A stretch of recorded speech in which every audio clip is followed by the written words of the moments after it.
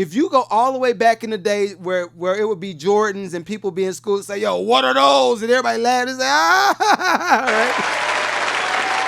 Why would they say, what are those? Not just because it's Jordans, or not just because it's a knockoff version of Jordans.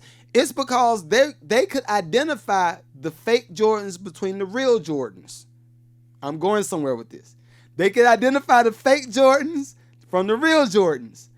I think what's happening now, especially with people exposing folk like Timbaland for getting over on artists, getting over on content creators, getting folk on the music reviews that they do, not providing value.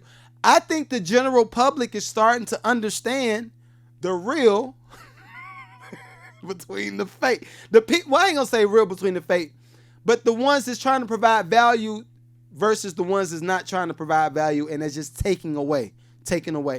People are starting to realize that, and I'm grateful for it. So,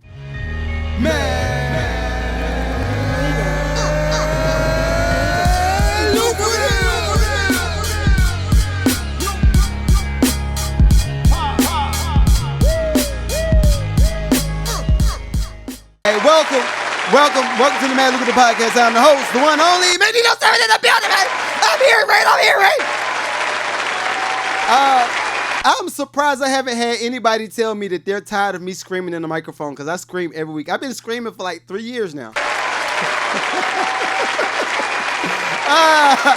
But this is episode 162. Man Lucrative Podcast, episode 162. Listen. Wait. Before you go anywhere, this episode is brought to you by Good Morning Music, the smart distribution channel. Huh? Yeah. So because I'm going to start doing ads on this, but I want to make sure I inform everybody before y'all like start switching. If you're on YouTube, you're like, I'm going to save it and I'm going to come back to it. Let me tell you about the Good Morning Music smart distribution channel. This is a company that I'm going to start I'm partnering with right now. They are pretty much the answer. They're the answer to TuneCore. They're the answer to TuneCore, DistroKid. And they do a lot more for independent artists. And y'all know that's where my heart is. So what they offer right now is an editorial playlist.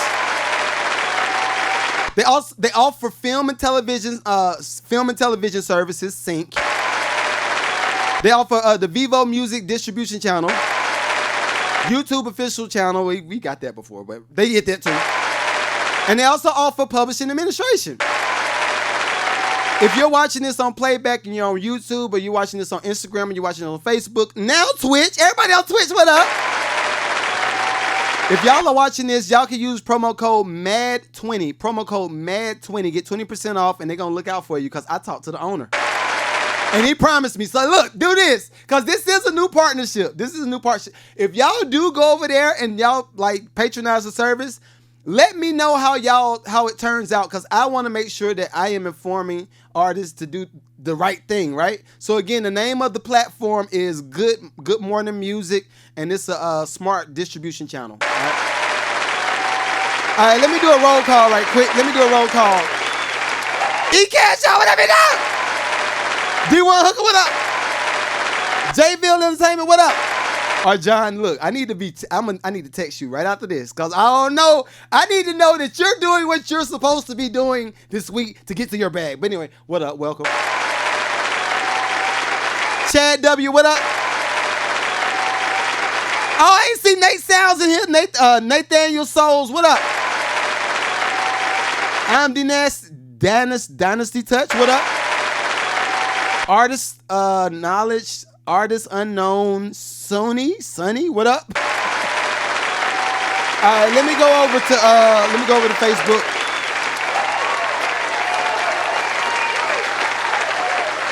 Ayana, what up, girl? What up? Thank you for tagging somebody on the pod, because we are gonna talk today. I don't know how much we're gonna talk, but we're gonna talk today. So Zuhan, what up? Zuhan Gaston, what up? Go over to Twitch. Sarah, what up? Angela, what up? Darius, what up? Thank you. Welcome. Y'all are so supportive. Thank y'all, yo. Big Mikey, what up?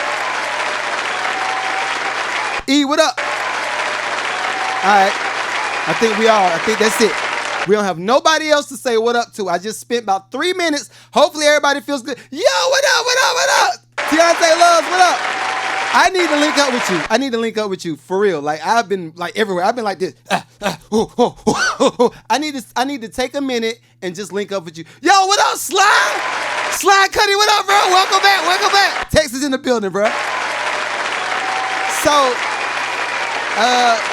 y'all know I like to start with some type of weekend wrap up. I don't really, let me see. Did I do anything that was pretty cool? Oh, I do have something. First off, R.I.P., big R.I.P. to Fat Man Scoop, man. Big R.I.P.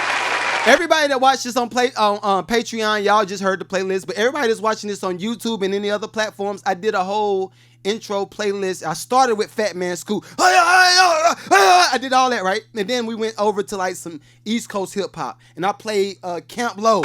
I played Mobb Deep. And Busta Rhymes. I played Busta Rhymes too. But anyway, yeah, big R.I.P. to Fat Man Scoop. I think it's always cool, and I say this in a morbid way. But when somebody passes doing what they love to do, I almost feel like that's the best way to pass. I almost feel like that's the best. Like, all right, truth moment. I have had, if you are a man and you're watching this on playback, you can identify with what I'm about to say. But I have had certain moments where I thought, okay, what would be the ideal way to pass? Like, what would be the ideal way to pass? If I were to pass, what would I want? Well, I want to pass in my sleep. Would I want to pass making a beat? Would I want to pass smashing? Like, what is the opportune ideal way to pass? I've thought about this before, and I think when he passed on the stage, now the family of Fat Man Scoop, this is not, I don't want y'all to feel no way, but it just happened. It is what it is. It happened, and I just think that I gotta choose my words right. I admire that he died doing something that he loved doing. So now on the other side of this, it's a whole nother side of this. Fellas, we gotta do better. We gotta check on ourselves, dog. We got to check on ourselves. I don't know if I told y'all about my whole situation. This started about 2 years ago, right? But I was having like these episodes where I would pass out. Like random, like hella random. I was just like, what the hell? Like what just happened? Right? But I would be at my 9 to 5 and I just had like a blackout moment. And I never got it checked. Then I had a situation with my throat where it was hard to swallow. Pause. Every pause that I see before the pause come up, I'm like, pause. You ain't gonna put that on me. You ain't gonna clip that up. But it was hard for me to swallow because it felt like there was a lump in my throat, right? Now, the whack thing is, till this day, that issue still kind of remains. But what I've learned to do is certain foods that I can eat and certain things I can start doing to get that under control. Because I thought it was cancer. Even when I went to the doctor, they thought it was cancer. They were like, oh, you might want to get checked. You might have to do like chemo pills or something like that. So I was like, I think every man has like that one moment where you're like, yo, I could die. Yo, this is crazy. So I want to tell my fellas, like, get checked up on, yo. Get checked up on. The most recent doctor's visit, they told me that I need to make sure I get a, what is it? They said I had a mini stroke. That's what the doctor said. I was like, I didn't even know that existed. I didn't know what it felt like. Well, no, I do know what it felt like. It felt like my whole right side was numb. So, but again, most dudes, if you are a man, you just overlook this stuff and you just keep it moving. You be like, all right, I'm going to just go ahead and keep it going. So I want to tell all my fellas, because I don't know that was the case with Fat Man Scoop, but yo, get checked up on. If you don't get checked up on, it might be bad for you, all right? So anyway, got to get that out the way. So now to the weekend wrap up. I had a ball with my daughters. I have a ball with my daughters. This is the thing. And I talked about this. Everybody that follows me on Instagram, that y'all be in my stories. Yo, it be like 300 people in my stories like every day, though. 3. This is amazing. It's amazing to me because, all right, All right. Let's do this. Because I think some people don't really understand. A lot of the times when you are in the space of being a content creator, you're a music producer, you do anything that requires people's attention, or you do anything that requires people's help, or anything that requires people to just be a part of what you got going on, it's always a crapshoot. It's always a crapshoot. So for me, I'm grateful that now this is my 1 year anniversary where I'm off my 9 to 5 this month. I think this might even be the day. This might be the day. This is my 1 year anniversary off the 9 to 5. Ever since then, I have been hella stressed. I ain't gonna front. I have been stressed. I'm like, oh Lord, don't let me die, Lord. Don't let me die, big Jesus. But anyway, I ain't lying. So this is just another thing too. Y'all that watch these other entrepreneurs online and they make things look peaches and cream. Oh yeah, we know what we're gonna do. We're gonna do a 5-star investment. We're gonna do this. We're gonna buy this house. They lying. It is not that easy. It is not that easy. It is work. It is real work. But anyway, I just had to get that out. But it's been my 1 year anniversary, been off the 9 to 5, right? Some of the things that I've learned is a lot of the stuff that I may have overlooked when I was just going to work, commute, go to work, commute, come home, go to work every day, right? Some of the stuff that I've learned from being able to sit still and be in one stationary environment, a lot of thoughts that run through our mind can be constructive. A lot of thoughts can be constructive, but I think when you're on the 9 to 5, you automatically start to downplay the significance of the idea, right? You start to downplay the significance of the idea. Salute, what up, Weez? What up, Weez 64? What up? What up? But you start to downplay the significance of the idea. Case in point, right? Case in point. When I was I on my job when I started doing music reviews? No, I was not on my job when I started doing music reviews. All right. So yeah, this makes a whole year I've been doing music reviews too. This is cool.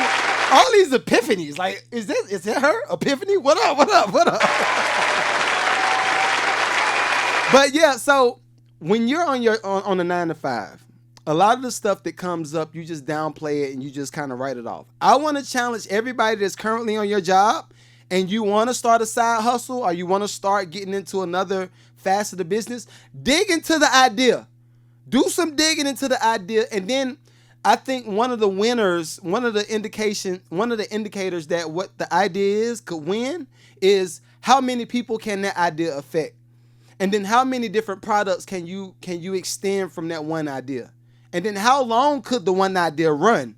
Right? Do all of the fact checks. I don't need to have my joint looking like a red cup. People think I'm drinking on the podcast. I'm not drinking. This is water. But anyway, look into the idea and start seeing, yo, this could affect so-and-so, this could affect so-and-so, this could affect so-and-so. Because I say this, right? And I know I'm talking fast because I got a timeline. I got to get out of there. But at some point, this is probably last March. Yeah, it's probably last March. I started doing some beats, posting every now and then, right? I wasn't serious about trying to post online because I was like, yo, I do need to have a footing on social media, but I'm not going to give them like how I make the beats. I was like, I'm not going to give that. Like, that just sounds stupid, right? That was my idea when I was on my 9 to 5. I said, that's stupid if I show them how I make the beats. I don't see how that could benefit me. It don't make sense, right? I never looked at me posting how I make a beat as a motivational tool to get people to want to go start making beats. I never looked at it like that. I always looked at it like, yo, I am a producer, and if I do this, then I'm going to be giving away my sauce. If I give away my sauce, now everybody can duplicate what I do, right? That's how I was thinking when I was on my 9 to 5. What changed is this. I started doing music reviews, right? Once I started doing music reviews, and this is, even with that, the only reason I started doing music reviews is because people were coming in my chat and they'll see me in the studio because I had the camera set up, whatever. And they'll see me in the studio and they'll say, yo, you doing music reviews? You listening to music? I kept saying no. I said no for months. You listen to my music? You listen to music? I said, no, I ain't going to do that. Because in my brain, I'm like, who am I to try to judge somebody's music? Again, bad thinking, bad mindset. I was like, who am I to judge their music? I can't judge nothing that they got going on. Why you want me to listen to it? And then once I left my 9 to 5, and it was all in on the content, all in on the music, all in on developing relationships, all in on the coaching, all in on just making incredible stuff, right? Once I got all in on it, the switch flipped up. The switch just flipped. So I said, I do music reviews. I did the first couple of them for free. And then I saw the chat go up. Last year, that's when they were like boosting the algorithm on TikTok. So I think I had like 1,500 people when I first started on TikTok. Now it's like 7,000, something like that. But I didn't pay for ads and all that kind of stuff. I was just doing the work. So I go live. I see it be like 15 people in the live on TikTok. And they'll say, yo, buddy giving out the gems. I never thought what I would say to people. I never thought what I had to say to people was gems. Because I never looked at that as a value. I never thought that was valuable. I thought it was just a thing. I felt like everybody had this innate nature to give people information because it's just something to do, right? Fast forward. I told one guy, I said it'll be $5 for a music review. This mug sent me like 20 songs almost. $50 and 20 songs. I said, all right, we got to pump the brakes. I said, it's going to be $10 for a music review. They said, all right, we'll still pay the 10. We still good with that. Right? So I started pouring into different people's lives over and over. It started from September all the way up to now. But between September, October, November, December, it was one guy, I can't remember his name right now. I feel like his name was like Antonio or something like that. But he reached out to me on the DMs and was like, yo, I took all of the information that you said on the last music review, did it, and I got offered a deal. And I was like, no, for real? You got offered a deal? He's like, bro, I did exactly what you said do, and they offered me a deal. What I need to do? You got a lawyer? I was like, no, I'm not giving you no lawyer. I'm not going to just give you. But my point was, I didn't look at that as a valuable asset because my atmosphere, the people that I was around, the different conversations that I was constantly hearing, I never looked at what I had to offer as a valuable asset, right? Until I did the music reviews. Now fast forward, I go from music reviews to doing more one-on-one coaching calls. And this is on Zoom, and they taking notes. I send them the screenshot recording of the whole Zoom meeting, and then they get the gems, right? So then it goes from that to managers wanting to sit down with me so they can get some advice on how to manage their artists and what they should do next. I was like, oh, this is cool. I'm starting to get some decent bread from it. So now I have a whole community. I have all of these other things. I got a masterclass for producers. I got a lot of like ebooks. All this stuff came from the one idea. What can I do to help people with the thing that I have? What type of service can I provide that's of value that people want to pay for? What kind of service do I have that's of value that people want to pay for? That's my whole thing now. That's my whole mission. So everybody that's watching this, if you are a music producer, you're a songwriter, you are a ventriloquist, I think I said that word right. If you do any of that stuff, look at the value in the thing that the service you're providing. Look at the value of it all. If you can't find the value, you might either have a bad product or you might have a bad mindset. You might have a bad product or a bad mindset. But I'll tell you this is something else I learned. People are attracted to stuff that's moving. They're attracted to stuff that's moving. And I'll tell you how I know. If you go all the way back in the day where it would be Jordans and people be in school and say, yo, what are those? And everybody laugh and say, right? Why would they say, what are those? Not just because it's Jordans or not just because it's a knockoff version of Jordans. It's because they could identify the fake Jordans between the real Jordans. I'm going somewhere with this. They could identify the fake Jordans from the real Jordans. I think what's happening now, especially with people exposing folk like Timberland, for getting over on artists, getting over on content creators, getting folk on the music reviews that they do, not providing value. I think the general public is starting to understand the real between the fake. Well, I ain't gonna say real between the fake, but the ones that's trying to provide value versus the ones that's not trying to provide value and that's just taking away. People are starting to realize that, and I'm grateful for it. So that was the whole start. All right, but we gotta start. Yeah,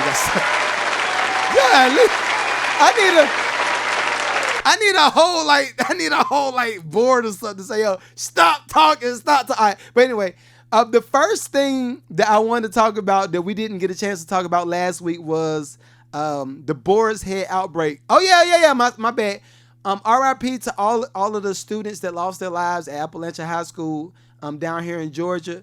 Mental health is real, yo. All right, so, and then we're gonna get to the outbreak because I wanna have something funny. But I kept saying this during the pandemic. I said, yo, at some point, everybody in the U.S. or worldwide is gonna have to have like a purification United Day or something, just to kind of get the vibrational level back up. Cause there is no reason that kid should have went to school and shot all them kids. I think it was point blank at that. 4 kids was dead last time I saw the report. I don't know how many it might be now, but mental health, yo. Mental health. When is the last time you checked on the people that's around you? When's the last time you checked on people? Ask them how they doing, how they feeling, what you going through, what you got. Can I help you? Can I assist you? Like, this is something that I think has to start being practiced again. Because I think back in, I'm going to say the 90s, of course, we didn't have social media. So I have to account that as a part of the buffer. We did not have social media, and we did not have a lot of distractions from creating relationships. So now, just think about it. The average high schooler, the average middle school kid, like my daughter is in elementary school. She's asking for an Apple Watch every day. She's asking for an Apple Watch. The 3rd grade asking for an Apple Watch. So for me, I'm like, okay, if all of these people are getting attached to material things, how are we getting attached to mental things? It's because we got to get attached to something. Like, I feel like if we don't attach ourselves to the mental health side of things, then we're going to attach ourselves to the materialistic side of things. And if we attach ourselves to the material, then what happens if the material is gone? See what I'm saying? I feel like we got to put some thought into this, man. So thoughts and prayers to everybody that lost their life at the Appalachian High School shooting. Mental health is real. Y'all check on y'all kids. Check on y'all kids. If y'all kids is quiet, and this is something that I'm learning within my own house. If people are quiet, at least try to petition. Ask some questions. If they want to let you in, great. If they don't want to let you in, at least you try to get in and find out, is it something I could do to contribute to the breakthrough of where you need to go next? Because I think especially for dudes, because I get a lot of messages from fellas on a consistent basis, especially on Instagram. I'm noticing a lot of guys that's either married or in relationships, or even single guys that are just trying to figure it out. A lot of them have so much pressure on them to try to deliver to society's standards. And I ain't no therapist or nothing like that, so I'm just speaking from the heart. But a lot of guys are trying to meet up to society's standards of being a baller, being that over 6-figure salary guy, being a super connected guy, being overfilled with resources. A lot of fellas are going through the pressure of what it is to exist in society and to deliver. And then if you don't deliver, guess what? You're a bum. To some of these new chicks, you're a bum if you don't deliver. So I want to be one of the guys to say, all right, look, I see you, big dog. I see that you're working. Keep working. Keep working. Don't think that it's nobody in your corner. If you don't feel like nobody's in your corner, I'm in your corner. Let's be in each other's corner. All right? Because I think it's just weird. It's weird that we've gotten to the space where a lot of a lot of the feminine, I'll say feminine energy, and a lot of the women might say, I want you to open up, but if you open up, then we got some issues. Or if you open up, I can't really assist you with navigating through what to do next. We're in a weird space right now. We're in a weird space right now. So, and it was another clip. I might be able to find it. Let me see if I can find it. But it's a white guy that got like a long beard, and I posted some of his stuff on my story. But it's a white guy with a long beard. What up, Trey? What up? It's a white guy with a long beard, and he said, you can't be vulnerable or transparent to your wife or girlfriend because ... right? And his reasoning for saying that was, for a lot of them, we're supposed to be the strong guy, which I get it. We're supposed to be the strong guy. But this is my second part of that would be, what happens to the guy that does not have the tools to open up to other guys? Because all dudes don't have the tools to relay the message that's going on in their brain.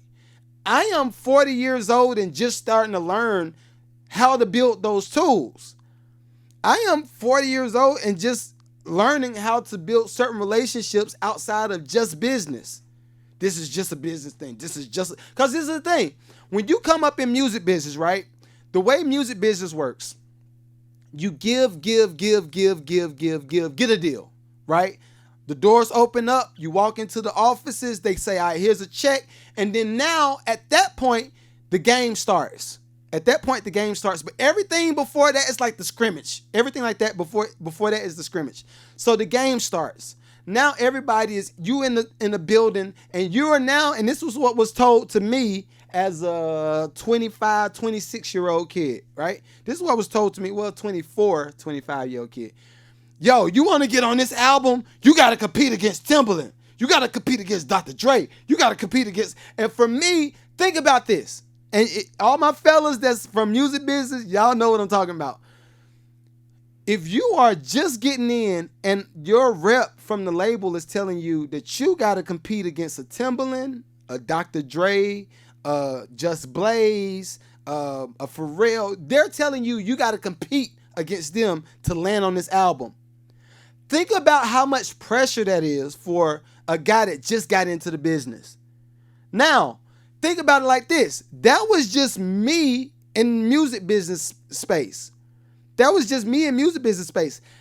into being a man. Yo, so-and-so doing this. So-and-so son did this. They did this, doing this. What you gonna do? Why you gonna... Pressure. Extra pressure. Then, if that guy does not address the pressure that he had in his 20s as a 19-year-old, 18-year-old, 17-year-old, if he don't address all of that pressure, guess what? He gonna carry that into the relationship. Now you got extra pressure to be a man, to deliver, and get all of this stuff going on, and you still got to maintain some type of sanity. This is stuff that a lot of fellas are dealing with. So when you look at society, how many platforms are building up dudes? How many platforms are actually speaking to the issues of what men got going on? It's not a lot of platforms that's speaking to the issues of what us fellas got going on. So that's why I like what I got going on. For me, of course, I'm a speak to the women. I'm gonna make sure they feel loved, they feel appreciated, they feel seen. They all of that. I'm gonna do that for the women. But for the fellas, I feel like I would be doing y'all a disservice if I were not speaking into y'all's lives to get y'all to see a broader span of the things that we can do and the things that we can offer. Because this is another thing. I grew up thinking that if the dude is like more on the artsy side of things, and he might like to cook, and he might like to do some of the traditional woman type stuff, I grew up thinking that was feminine. You do that, you feminine. You need to stay away from that. But now, think about it. Think about this. In 2024, how many chefs do we see on TV? How many chefs we see on IG doing certain things? All of the stuff that we would have accounted as a feminine activity, a lot of dudes are doing this stuff. So this is what I want to say. This is what I want to say to wrap it all up, and then we got to go to the next subject. Don't pigeonhole what you feel like you should be doing or what you could be doing. Don't pigeonhole it. Because this is one thing I know. When I started doing music business stuff, I went all in. I wouldn't family. I got a family, but I got to go hard. I got to do this, right? Only thing that happens is it gets reinforced the more successful you get. That activity gets reinforced the more successful you get. The boss, you want to be the boss. You got to go up. You got to level up. You got to do it. That gets reinforced. What happens to the mental health of a person? Unfortunately, if you think about Puff, all of the stuff that Puff was doing was talked about back in the day. That's nothing new. Everybody talked about that, y'all. But it was made a joke. Back in the day, it was made a joke. Yeah, he went up there. He went over there and told his son's coach, yo, I'm going to F you up. All of this stuff was talked about back in the day. Even with, who was the guy? Was it not Frank Ocean? I can't think of the, who was it? Kid Cudi. Yeah, he held Kid Cudi over the balcony like Red from the Five Heartbeats, and everybody laughed. Everybody laughed because they saw that as a funny piece of power. But I want to challenge everybody to dig. Do some digging and look at the things that we've celebrated over time. That type of conduct was celebrated. That abusive conduct, that was celebrated. We account that as being the boss. You run the game. You got the power so you can do what you feel like. We celebrated that. And I'm not just talking about the dudes now. I'm talking about the women and the men celebrated that behavior. We laughed it off. He said, oh, yo, Puff got the parties. Oh, the Puff party's crazy. We celebrated it. We celebrated it. And now, look at what's happening. Look at what's happening. A lot of people are going back and they have to answer to the things that they did from back then to now. Even the Cosby. And I don't want to get demonetized because YouTube been killing me. But when I look at anybody that's in a powerful position, I want to look at the people that work for them. I want to look at the family members of the people that's in a powerful position. Because I think if we look at it, Ellen DeGeneres, same thing. Roseanne, same thing. Cosby, same thing. Right? Look at the people. Well, nah, I think a lot of the Cosby people said that he was a good guy. Like he was good working with. But we're in a weird position, yo. We're in a weird position. Do me a favor, everybody that got anything that y'all want to talk about on Twitch or on Facebook or on YouTube or on Instagram, y'all let me know. We're going to do something right quick. Let me do a quick reset and we're going to get back to it. All right, give me 1 second. What up?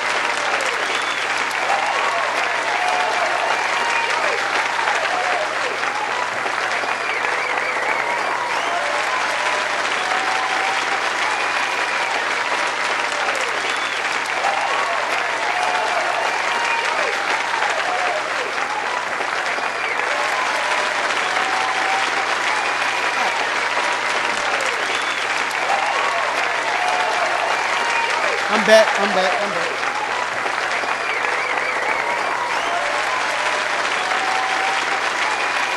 Oh, yeah, if anybody's looking for a job and y'all want to come work for the Mad Lucrative Network, let me know because I need the help. I need it. All right, let's see what y'all got in the chat. Let's see. How hard are you willing to believe in? What are you talking about? I don't know what you're talking about. Okay. Rysa Tissa. All right, yeah, I'm cool with that. Let's talk about it. So this is something else. I think I saw this story earlier yesterday, and I did have this down to talk about it at some point. It wasn't going to be today, but we could talk about it. So now Rysa Tissa, y'all all know who Rysa Tissa is, and I knew this was going to happen. Y'all all know who Rysa Tissa is. That's the girl that went viral for, I didn't know who I was marrying, that chick, right? This is why I want to challenge y'all to think. I want y'all to think about this. And just think of the things that we currently celebrate. Think of the things that we currently celebrate and think about where it leaves a person mentally, right? Not the money side of it. Think about where it leaves them mentally. Not money, mental, all right?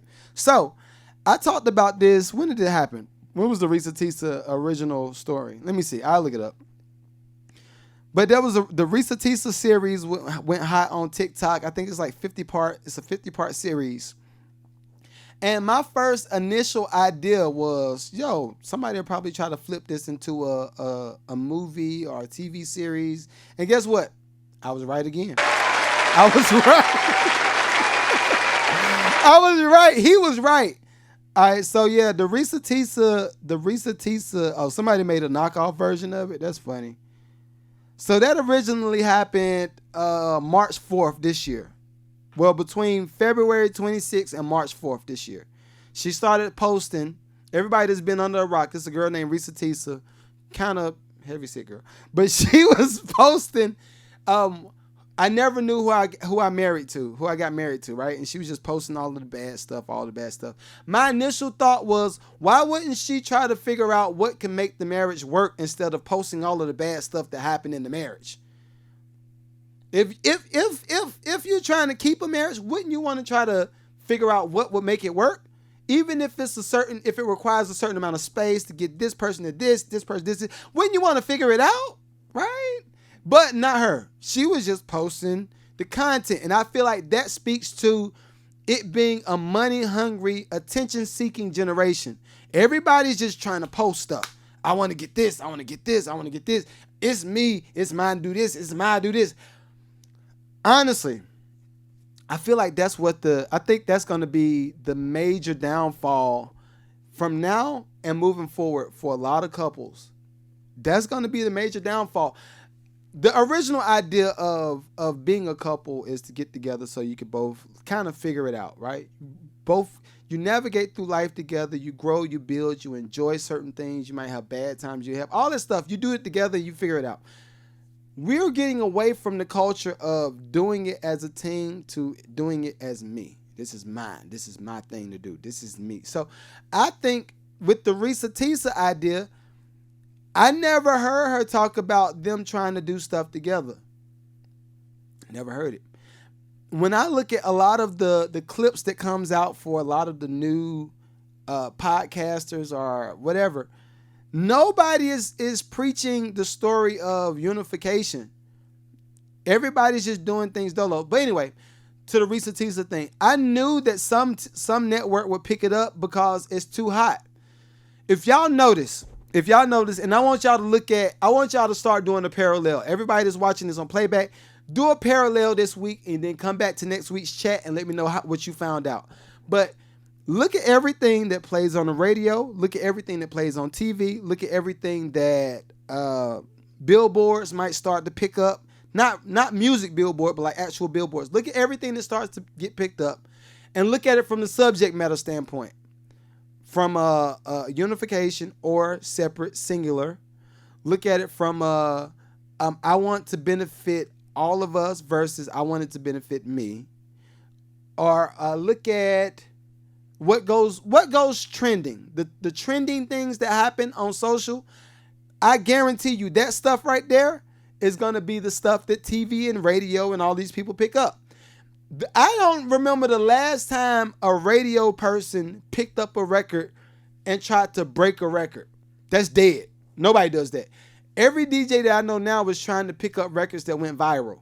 And they try to pick up the record that went viral because people can identify the song. Nobody's breaking records anymore. All right? So artists, I want to challenge y'all, figure out what you could do, because I think we said this a few pods ago. The real content creators don't chase the trends. The real content creators create the trends, right? So I feel like the same thing with a lot of DJs. The real DJs don't chase the trend. They find the dope artist and they try to buzz the mess out of that artist and get them popping. Once they get them popping, now they have some built-in equity with the artist. But that's not happening. A lot of the DJs, I know y'all gonna get mad at me. I've been getting on DJs for like the whole year. But a lot of the DJs are following trends. I want to challenge y'all to find the person that's dope. Find the next person that's dope and give them a spotlight. Watch what happens. I think that's going to take a little bit longer to get paid from, but it's going to be so much longer of a lifespan. Like you'll be able to do a lot more with that. Think of DJ Drama. Think of DJ Head back in LA. Think of all of these DJs that actually got the brand, like the real brand. Think of them And I guarantee you, they probably have an artist that's attached to their brand that they broke at some point. Right? I want to challenge y'all to do that, especially my DJs. Let's see what y'all got in the chat. Let's see. Be nosy about your kids. Yep, I like that. Yeah, so let's do this. I like that. I like that question. How much does it cost to break an artist? I like that question. I think the artists have to get in the mindset that they want to be broken first. That's how just follow me. I feel like the artists have to get in the mindset where they want to be broken first. What I mean by that is this. Having them count up the costs, the time costs, the money costs, the relational equity costs, the relational family equity, and the relational fan equity. Have them count up the costs and see how many artists are willing to pay that cost to get to that next level. Right? So, case in point, all right, let's say I think the last I checked was like $150,000. It's like $150,000 to break an artist, right? To break an artist. And when I say break, all these playlists costs, these smaller tours, all of that costs, wardrobe, all of this costs, film, everything costs, right? Let's say all of that's about $100,000. How is the artist going to get the $100,000 right now to be able to get that stuff done? So a lot of the times, and I've said this before, if you don't have the money, then you have the time. And if you don't have the time or the money, you're doing something wrong. So again, if you don't have the money, then you got the time. Figure out the brand and start figuring out a way to monetize it, right? And this is another thing. I want to say. Just because something starts to work don't mean it's going to always work forever. You have to always be at a point of pivoting. I've talked about this before. You always got to be at the point of pivoting. I'm in the middle of a semi-pivot now. I'm in the middle of a semi-pivot now. I'm pivoting from music producer / coach over to educator and getting my program ran in the school systems. Two different things, two different variables.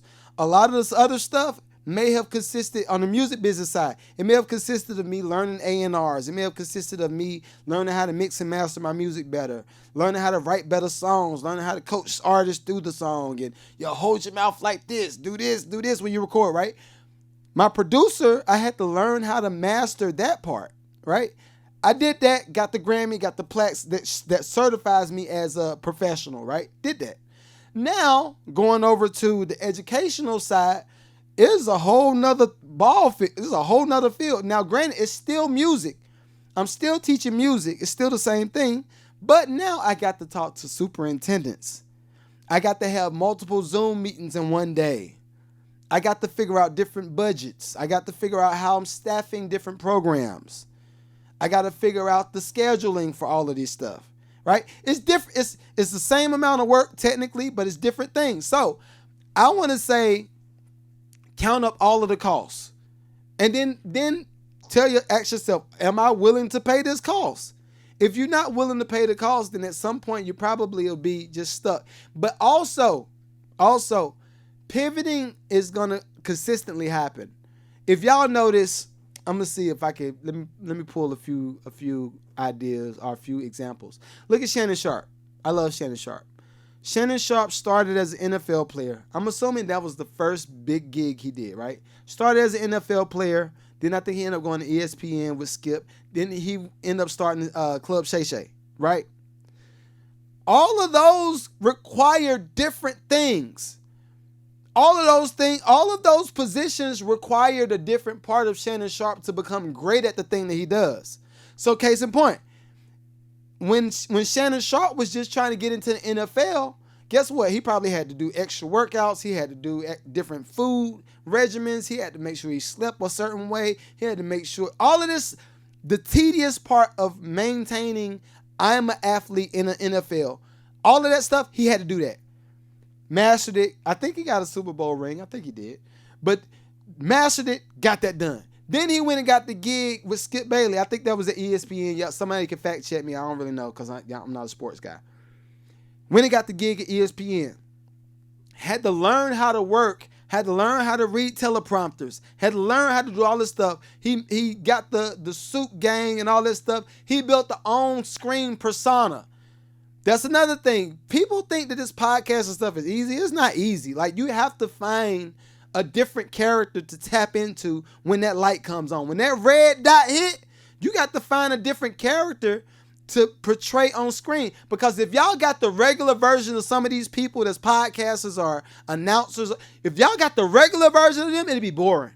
It'd be mad boring. So anyway, Shannon Sharp had to do that. He had the master working for ESPN or Skip Bayless or whoever it was, right? Then he goes from there to starting the Club Shay Shay. Whole different thing. Now you are creating a network. It's like creating an ABC or creating a Fox network. You are creating a network. You have to figure out, where's the ad money coming in from? Who do you have to sit down with to get the ads going? Who do you got to sit down with to get the camera work? Who's doing the lighting? Who's printing the cards for me to read off the questions for my guests? All of this stuff, as an owner, you have to figure that stuff out. But these are all different processes, and these are all different points of his career that he's had to pivot, right? Now, who's to say that everything was peaches and cream during the pivot? Now, I'm assuming he probably had it pretty straight because he had NFL money. But a lot of the times, when you're in the middle of a pivot, you don't know how long that pivot might take. You don't know how long it's going to take for people to pick up on the stuff that you're trying to give them. Like, so this is what I want to say. Like, everybody that's in the middle of working on something big, be patient. Be patient. If you're living and you got breath in your body, be patient. Do the hard work up front. Do the hard work up front. You say it's great stuff. Great stuff. How much? Oh, we talked about that already. We already talked about that. So let's see. Are you to the point where people want to pay you for what you create? I like that. I like that question. Are you at the point where people want to pay you for what you created? I like that. I would say yes for me. It's like little trinkets though. It's not like a floodgate yet. It's not a floodgate yet. The reason is a lot of reasons for it. All right. So one thing is, I know that certain things or certain spaces I got to get into is going to require a bigger team. It's going to require a bigger budget. It's going to require certain relationships, right? But I do have people that pay me for beats. I have people that pay me for coaching calls. I got people that pay me for my ebooks. People pay me for the Lucrative community, which y'all can join if you want to, $20 a month. Get coaching calls on Sundays, and you get music reviews on Mondays for all 20 for the month. But I got people that pay me for the things that I do, but this is the next side of that is this: getting different municipalities to pay me for the things that I offer, right? So getting into, case in point, in Georgia. In Georgia, we have City of Atlanta. City of Atlanta is like the biggest, that's just the capital of Georgia, right? Getting a program into City of Atlanta requires a different type of relationships versus getting into one school.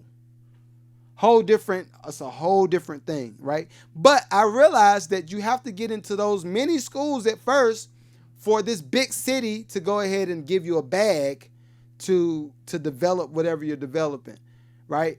So, yes, short answer. Going back to what I said in the beginning, what did you say? Did you ever get that koala bear message? I did not. Send it to me. C-Park, what up? What up? Goliath, what up? What up? So what I've learned is this, like, when you are in the middle of figuring out the income side of content creation, if people aren't attached to the outcome of that, it's going to be real difficult for you to get to any kind of bag. It's going to be mad difficult. Again, if people aren't attached to whatever it is that you're trying to do, if they're not attached to it, it's going to be difficult for you to monetize it.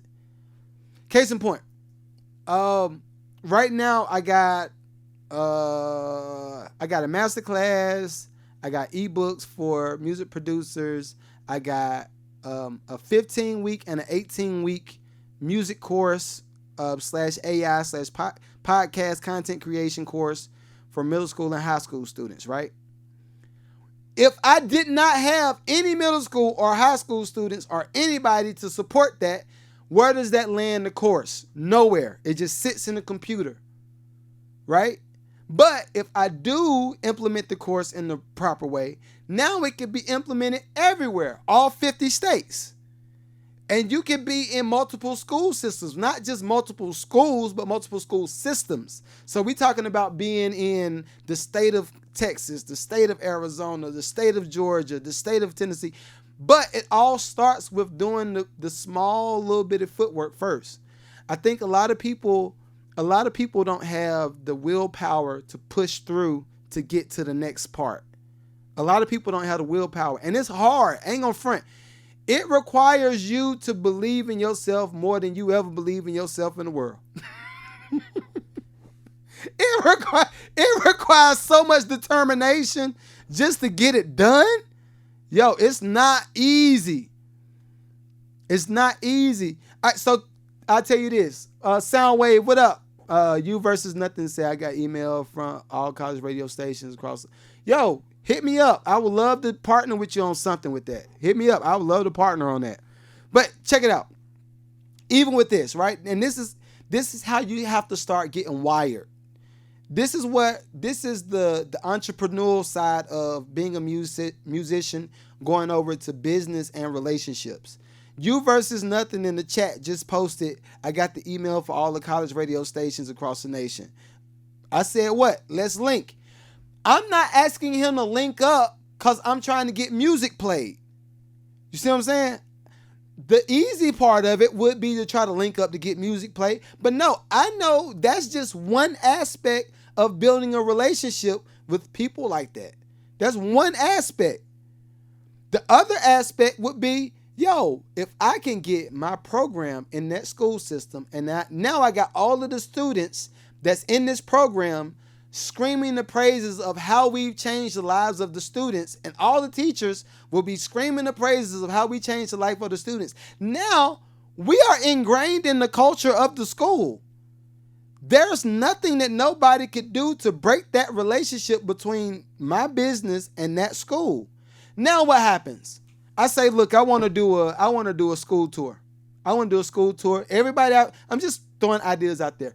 Everybody that I just found the music reviews that I like and all the music that we just produced on the 3-pack, I want to get all of those artists on this college tour. How hard would it be if my program is already in the school and I'm already providing value to the school on a consistent basis and I'm already getting paid for it? How hard would it be for me to create this mini college tour? Not hard at all. Not hard at all. I just need some lucrative drip and I got you. I got you, dog. I got you. I got you with the drip. I don't know if we discussed the colors. DM me the colors. DM me the colors. Like go on the website, DM me the colors. I got you. But that's the thing, yo. We got to just get in the position where we understand the psychology of the people that we're trying to petition to support our brand. We have to understand the psychology.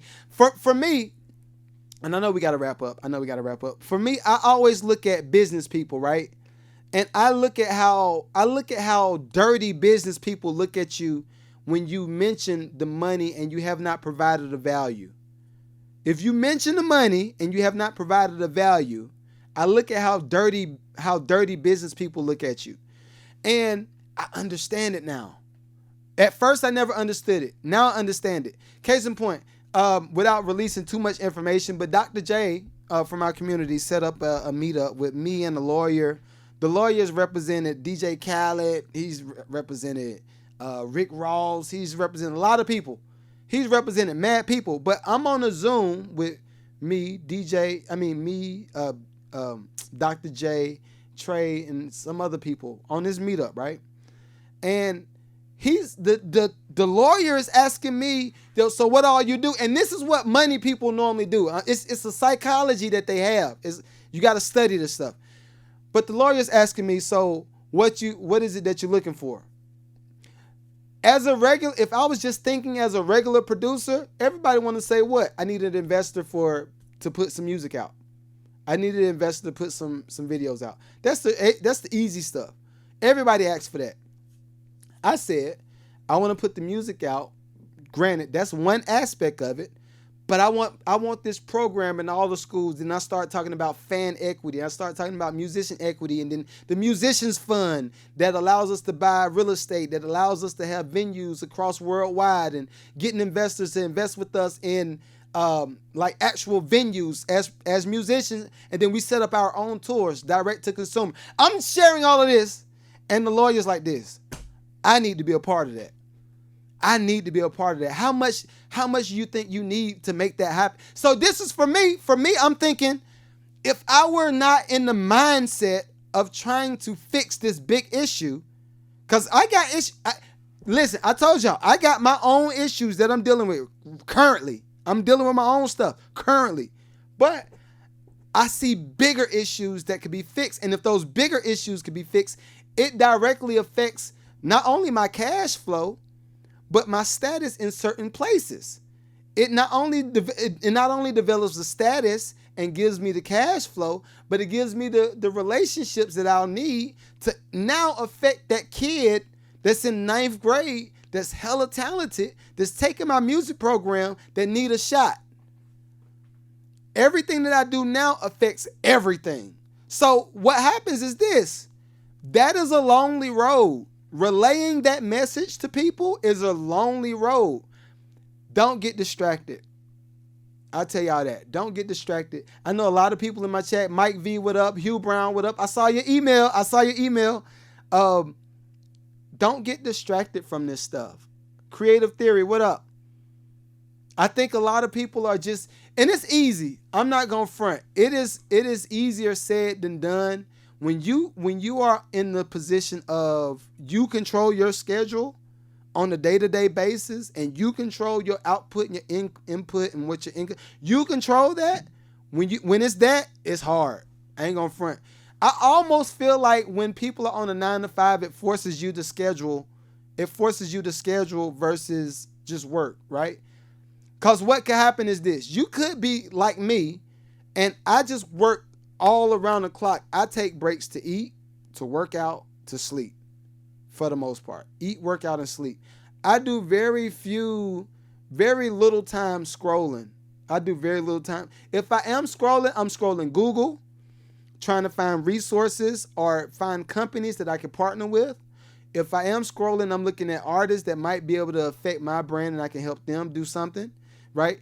Or if it's a scroll, it's constructive scrolling. Matter of fact, everybody that's watching this on playback, I have something called the 30-Day Social Media Jumpstart. The 30-Day Social Media Jumpstart. Y'all download this. I'm going to give it to y'all for free. I think I got a promo code already. Put promo code Lucrative9.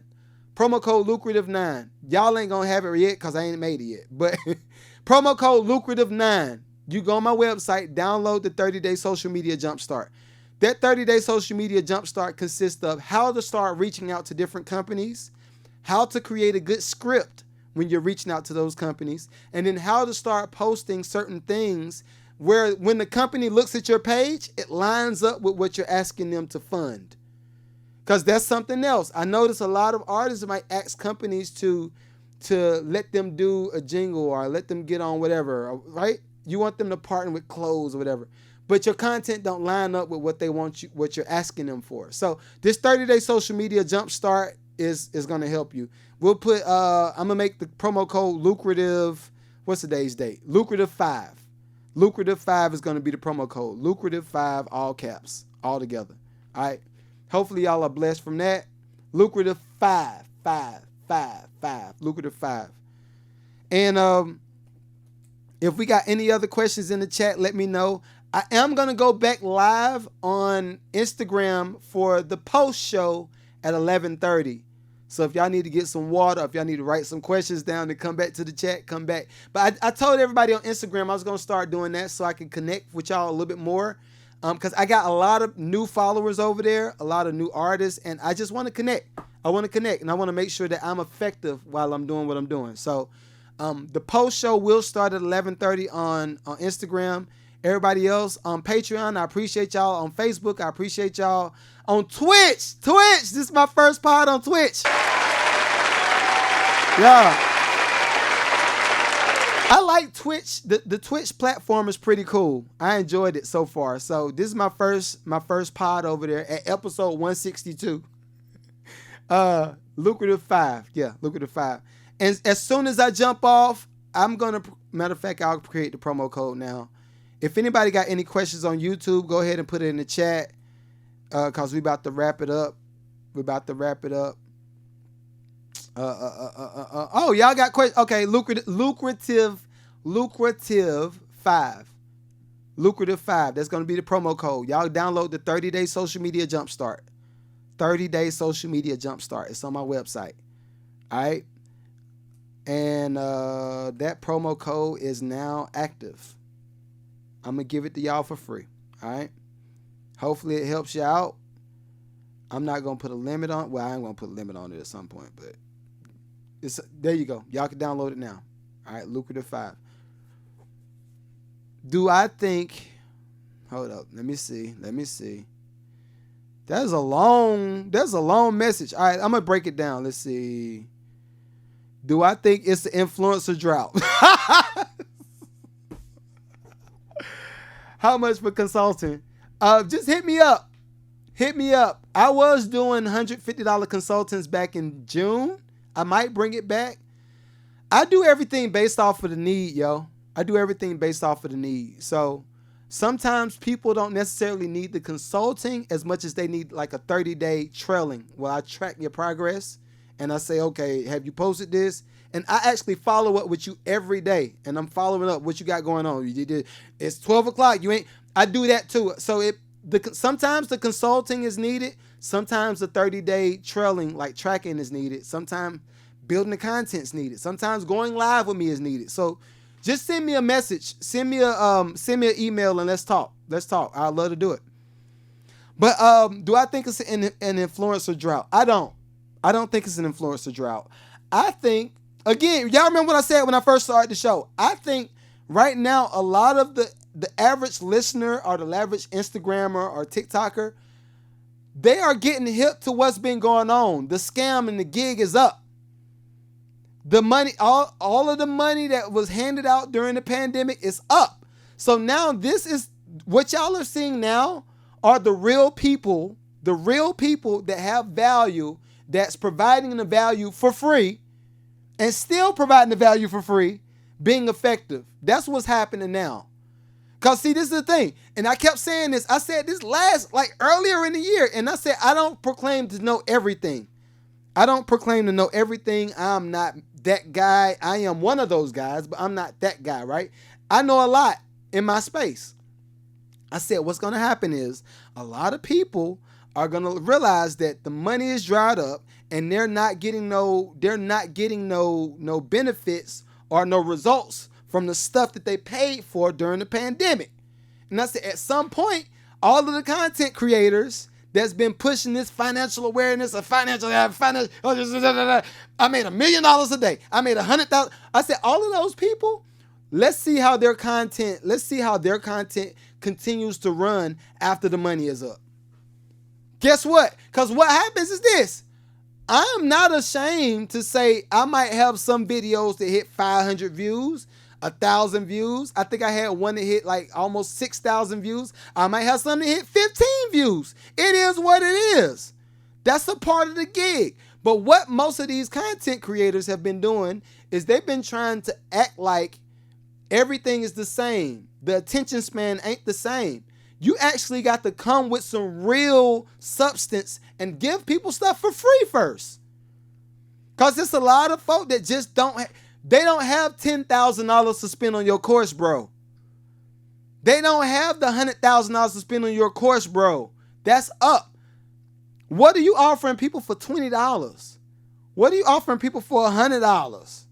Right? And then the value that they pay, this is one of my rules. And then I'm going to get off. This is one of my rules, though. If what I offer you, if you can't benefit 10x what I just offered you, it's not worth the money. If you can't benefit at least 10x what I offered you, it's not worth the money. That's why when I do my lucrative, now Goliath is one of my heavy hitters. Goliath getting some racks. But when I started my community, I said I'm gonna charge people $20 to do this thing. And if they could at least make the $20 back, what they're paying me every month is worth the money. Goliath coming out in this mug making a couple thousand. I said, okay, I might need to charge more. No, I'm playing. But that's how I move. The 3-pack that I'm offering artists right now. Hugh Brown is one of the people. I said, I'm charging artists $250. Watch this. I'm charging artists $250 to get a song produced by me. We're going to mix and master the joint. Goliath is going to mix and master that joint. We're going to promote that joint. I'm going to do a one-on-one coaching call, and I'm going to do an interview either on the podcast or on music review. I'm going to interview you to give you the platform, and then we're going to market that joint and see how that runs. About 30 days. See how that runs. Guess what? That not only benefits me because I get the content all along the way, but that benefits the artist because it provides a platform. But what most people are doing, they're running away from the basic stuff. That's basic. They're running from that, trying to go chase, I got this, I got that. Guess what? I can say the same thing. I got a Grammy, I got a platinum plaque, I got a gold plaque, I got a Billboard award. I got all that stuff too, right? Got the stuff. But what does me having the stuff have to do with your value? What does me having my stuff got to do with your value? So now I'm like, okay, how can I provide value and provide a platform for these independent artists? Everybody can find $250. Everybody can find $250. I can't do it for free because I got people to pay, but everybody can find $250. We're going to do that. And guess what? People have been like, yo, bro, I got to have it. But this is the stuff, this is how my brain works when there's a need. I got bills like I got bills just like everybody else. But let's look outside of our current, like me, what I currently need, and let's look at my need and your need coming together, and we can come up with a plan to get a bag. Because this is the other thing. The flip side of that is this. I'm doing all of these songs. I'm only going to do 20 artists at $250. I'll just let y'all know. But all of these benefits come along. We're going to market the song, and we're going to bust down the publishing. Most artists don't know how you collect money on publishing. We're partnering on something. I'm going to teach them all the way. Like, this is how we're going to collect on the publishing. This is how we're going to bust it down. If that joint gets licensed out, this is how we're going to bust that down. See, that's... Anyway. I don't know if I answered your question. Create something of value for you and the person. I don't think that solving an issue goes one way. I think solving an issue goes multiple ways. And the people that win are the people that know, all right, yeah, I'm going to get paid for the service that I'm providing, but this service that I'm providing for you right now is way over the expected outcome. ROI, yep. ROI, good ROI, return on investment, yep. All right, I got to get off of this mug, and I'm going to come back to y'all on Instagram in a hot second. I'm going to reset. Everybody that's watching this on Patreon, I appreciate y'all's support. Oh, yeah, all the artists that, if you're an artist that's watching this on YouTube and you have participated in any of my music reviews, your music review is currently on my Patreon. You can join my Patreon for $1. Join the $1 tier on Patreon. You'll get the pre-show on the podcast. You get every album that I'm dropping every week because I'm dropping music every week. Guess what? The music that I'm producing with the artist is going to go on that too. It's a win-win. But anyway, you can join the Patreon for $1 and you'll get music reviews. You'll also get the pre-show with the podcast. And I'm going to have some one-on-one interviews with like engineers. And it's a lot. But join the Patreon, $1. And hopefully I provided some value for you. Everybody on IG, I'll be right back to y'all in a hot second. Everybody that's watching this on Patreon, YouTube, y'all have a wonderful week. And I'll see y'all next week. All right. Peace.